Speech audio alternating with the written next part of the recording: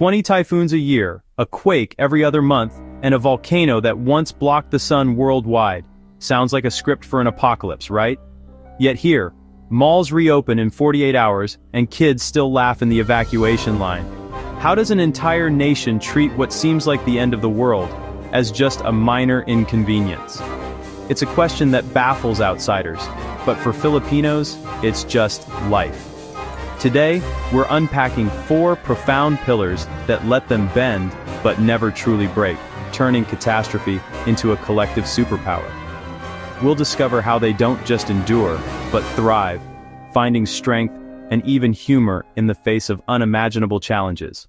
Let's start with Geography 101. The Philippines floats precisely where the Pacific slams into volatile tectonic plates. The result? A country squarely in both the infamous Ring of Fire and the planet's relentless typhoon belt. It's a geological bullseye. Since the 1990 Luzon quake killed 2,400, these islands have kept a grim score.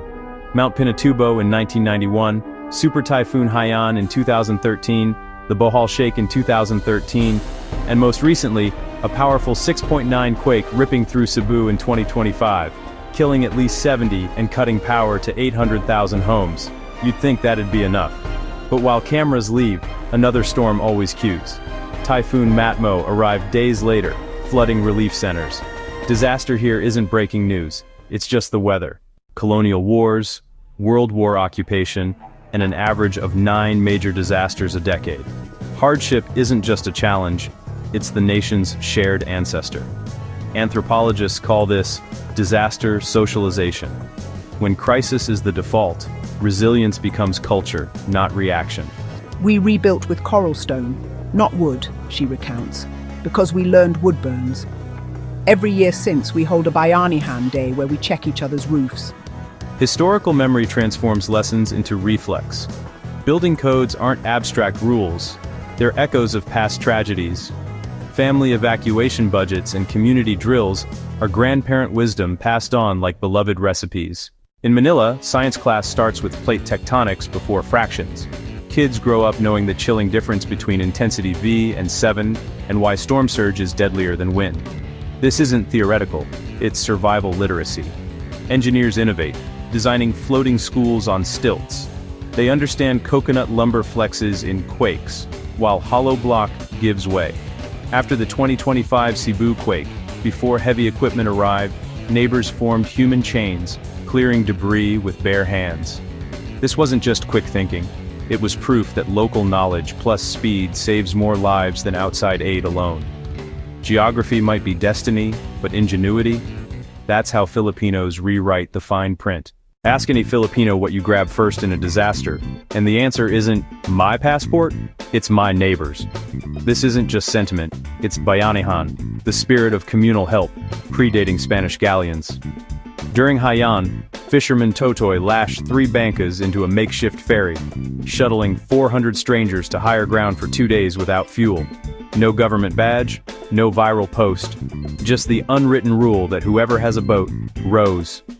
Faith amplifies this instinct. Churches, mosques, and even colorful jeepneys become instant supply hubs. When roads vanish, social capital isn't just important, it becomes the very first responder. Resilience isn't just about bouncing back. Sometimes, it's about bouncing forward, transforming pain into purpose. Marinelle Ubaldo, for instance, lost her home in Haiyan's 7-meter storm surge. Instead of despair, she co-founded a youth climate action group that pushed Parliament for a stronger disaster risk law. In 2025, she's back in Cebu post-quake teaching kids to read hazard maps. Stories like hers reveal an emotional alchemy, pain transmuted into enduring purpose. Psychologists call it post-traumatic growth. Filipinos simply call it gawa, hindi ngawa. Action, not complaint. It's a powerful mantra. Sure, the government gets flack, but several crucial safety nets hold. Republic Act 101-21 shifts budgets from reaction to proactive preparedness, mandating every village maintain a disaster risk council and an early warning gadget. The private sector adds redundancy. Telecom firms zero-rate disaster-related websites, and fast food chains convert commissaries into hot meal hubs within hours. And then there's the Filipino diaspora, sending home an astonishing $36 billion yearly. This creates a private insurance policy that funds everything from college tuition to rebuilding sari-sari stores after the waters subside. Here, resilience isn't just a trait, it's an economic force. Fast forward to late 2025. A brutal 6.9 quake topples heritage churches. Immediately, Typhoon Matmo dumps torrential rain on loosened soil. And in the same week, hospitals are already crowded from seasonal dengue. The government declares a state of calamity across 10 regions. Bureaucratic speak for, all rules are negotiable except saving lives. Yet, amidst the chaos, you see power crews working around the clock. TikTok updates guide rescuers to trapped motorists. And Bayanihan kitchens serve steaming arroz caldo 24/7. If you're wondering how to genuinely assist, here's the golden rule. Cash is king. It buys exactly what locals need, precisely when they need it, and jumpstarts local markets. So, skip the dusty clothes drive. Logistics are a nightmare, and what you send might not even be culturally appropriate. Instead, send funds to reputable groups like the Philippine Red Cross or local NGOs vetted by the UN's OCHA portal. If you're Filipino abroad, remit through official channels. Every peso counts with no overhead. Share verified alerts, not unconfirmed death tolls. Accuracy saves more lives than mere sympathy. Here's the profound paradox. The more frequent the calamity, the faster the rebound time. It's almost counterintuitive, isn't it? After Haiyan, Tacloban's ports reopened in a miraculous 36 hours. After the 2025 quake, 90% of Cebu had power restored in just 5 days. The World Bank notes the Philippines shaves roughly 12% off its recovery time with each successive disaster. Call it muscle memory on a national scale, a collective societal learning curve. Kids who once queued for relief now instinctively pack their own go bags, ready to lead younger siblings. Each generation inherits not just trauma, but a faster, more refined algorithm for hope. Let's be honest, even the strongest bend, and every bending has a breaking point. We can't romanticize suffering. Suicide hotlines inevitably spike after major events, and PTSD lingers like humidity. Resilience, while admirable, should never be an excuse for government inaction, or a glorification of suffering. The ultimate goal isn't for people to constantly be heroes just to survive. It's to build systems so robust and equitable that heroism isn't a prerequisite for basic safety. Filipinos often joke that resilience is the bitter consolation prize when officials misspend disaster funds. True resilience means channeling outrage into effective audits, rigorous journalism, and informed votes.